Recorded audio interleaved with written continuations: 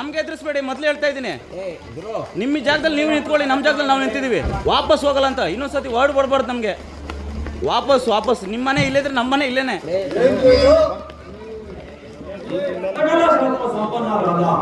ಈ ಮಹನೀಯರ ಸಮ್ಮುಖದಲ್ಲಿ ಈ ನಮ್ಮ ಬಾಲಕರು ಶ್ರೀ ಶ್ರೀ ಬಸವೇಶ್ವರ ಕೃಪಾಪೋಷಿತ ನಾಟಕ ಮಂಡಳಿಯವರಿಂದ ದಕ್ಷಯಜ್ಞ ಅಥವಾ ಮೃಗಮುನಿಯ ಗೌರವಾಂಗ ಎಂಬ ಪೌರಾಣಿಕ ನಾಟಕವನ್ನು ಶ್ರೀ ಗೊಲ್ಲಹಳ್ಳಿ ಚಿಕ್ಕಣ್ಣನವರ ಮಗನಾದ ಡಾಕ್ಟರ್ ಸಿ ಮಹಾದೇವಪ್ಪನವರ ನಿರ್ದೇಶನದಲ್ಲಿ ಇದೇ ಕಲ್ಲವಾಡ ಗ್ರಾಮದಲ್ಲಿ ಅಭಿನಯಿಸಿದ್ದೇವೆ.